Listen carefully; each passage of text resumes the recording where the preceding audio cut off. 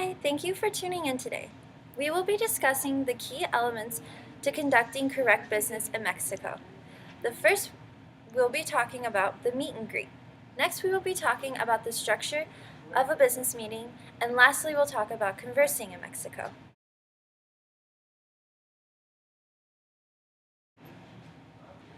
When two men meet in Mexico, they shake each other's hands firmly.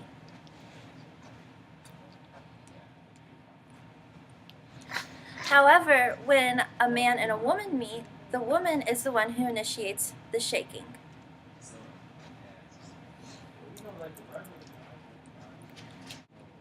When addressing someone in Mexico, you usually address them by their professional name, or title, which is a doctor or so on. When someone does not have a professional title, you just address them by Mr., Mrs., or Miss, and in translation into Mexico, in Mexico it's Señor, Señora, or Señorita. Okay. After meeting someone for a few times, in Mexico, when they greet you, they'll either hug you or kiss you on the cheek.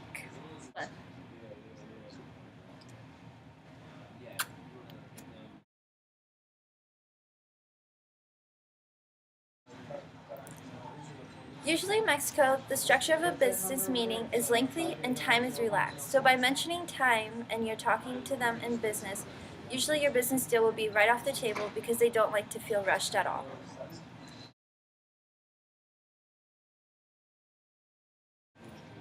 When conversing in Mexico, the communication is very indirect.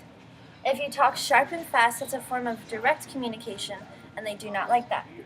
In Mexico, they usually like to keep harmony within the conversation, so they don't like to say no. They'll usually say maybe or we'll see. When conversing in Mexico, their personal space is a lot smaller, so they usually talk closely to each other. Hola! Hola. By stepping backwards, it's a sign of being rude or unfriendly. So don't do that.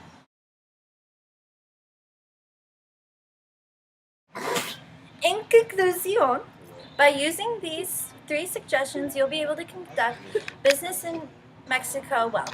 Gracias!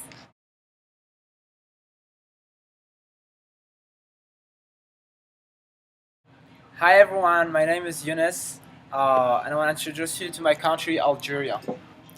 Our agenda is going to be about the historical background, communication and culture, advice for conducting good business. So let's touch on the historical background of Algeria. First, I want to introduce you to the native people of Algeria who are called Berber, and who are many tribes over the earth. They have their own language, their own culture, and their own past and customs also. Secondary are the Arabs who came through the Ottoman occupation and ever before. The important influences of this civilization that came over were first the religion, which is now mainly Islam in Algeria. Second, the language, knowing that Arabic is considered first national language speaking. Also, I want to talk about the French occupation or colonization over 100 years. That was a big influence for Algeria, since the generation of my parents learned in the French school. So many people now speak French in Algeria as a secondary language, and even use words in the speaking language in the streets. So now I want to talk about communication and culture, and start with speech. In Algeria, we use a lot of metaphors. I'll say this project is a bomb. It doesn't mean it that it's a bomb, but when we say it's a bomb, it means that it's something really good, like a good project. Let me go to the second point: language. There's two sort of people in Algeria: people that are Arabic oriented and they follow the Middle Eastern culture, and people French oriented. They follow more the European culture.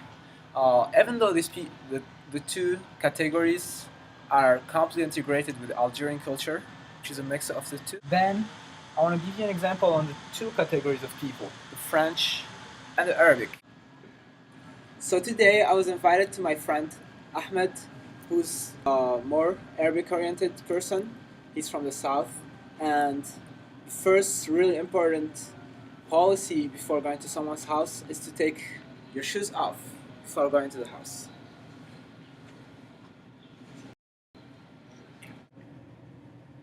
السلام عليكم. وعليكم السلام. خويا. الشرب بتاعي؟ Yeah. نعم خويا. So in this culture, it's more likely to sit on the ground, and people are more likely to drink tea. With French-oriented people, it's more likely to sit on a table and to drink coffee or lemonade. Bonjour. Bonjour, comment ça va? Ça va bien et vous? Très bien. Merci. Merci. Oh, that was good tea and good coffee. So, let us now go to the approach, which is indirect and feeling-based. So let me explain to you this. You know about the indirect approach for sure, which is just, so the French and Arabs both, they go through indirect approach, which means they never start talking about business right away after you meet them. They have to know you more as a person, to like tell you about all other details before they start touching to the real points. So, the feeling-based one is that Algerians are really emotional and feeling-based oriented. If they like you from the beginning, they will do anything for you. If they don't like you, forget about making business.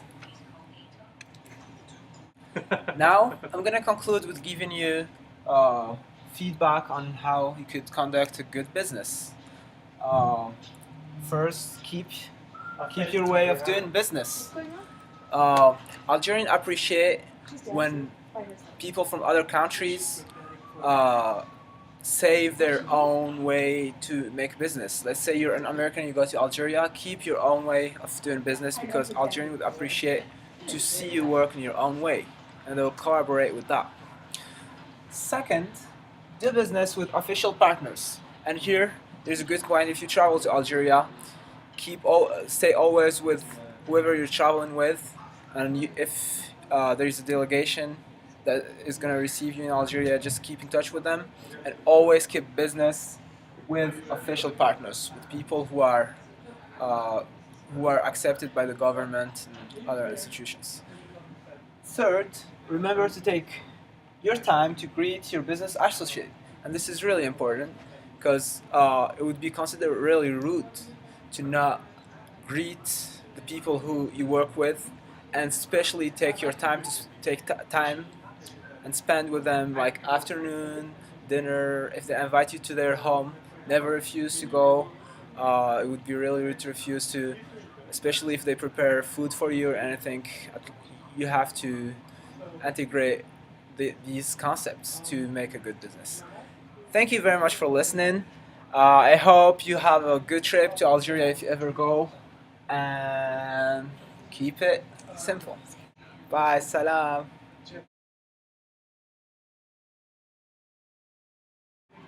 Hi, I'm Shahn Inda, and I'll be talking to you about business customs in India. I will start off with titles. I will then get to meetings and negotiations.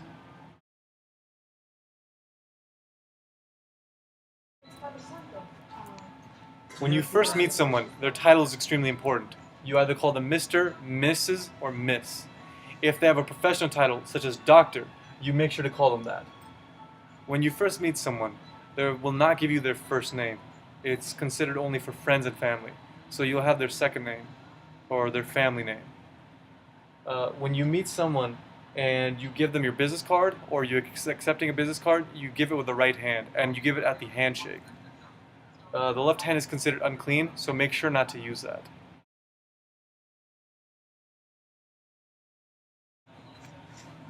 When you go to a meeting in India, you always want to make sure you're on time.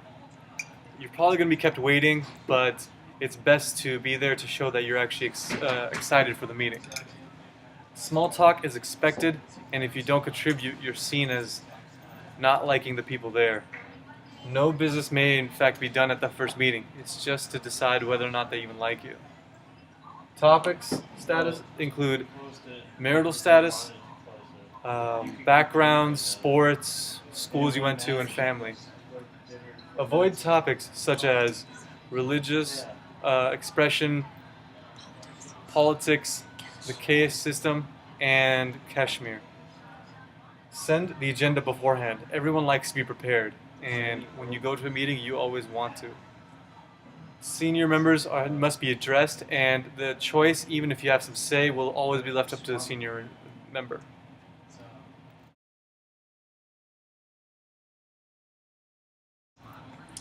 When negotiating with an Indian business party, make sure to be indirect in your communication.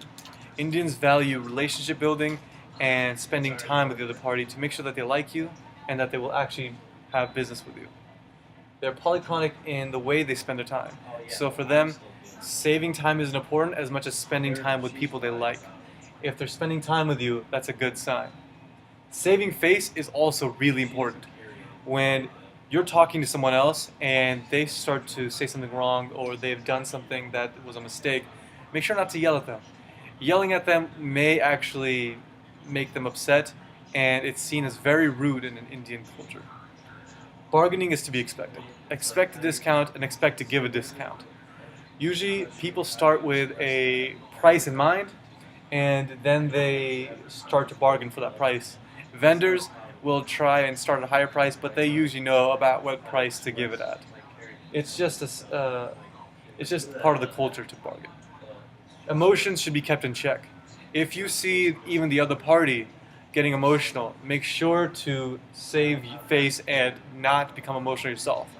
If urgency is expected, make sure that you relay that to the other team. This is what a normal business meeting will look like.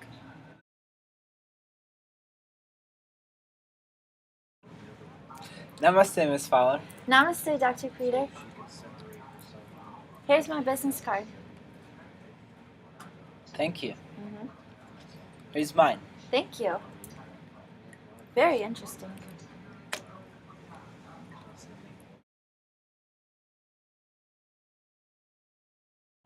In conclusion, if you follow my rules on titles, meetings, and negotiations, you're going to have a much more successful time when dealing with an Indian business party. Thank you.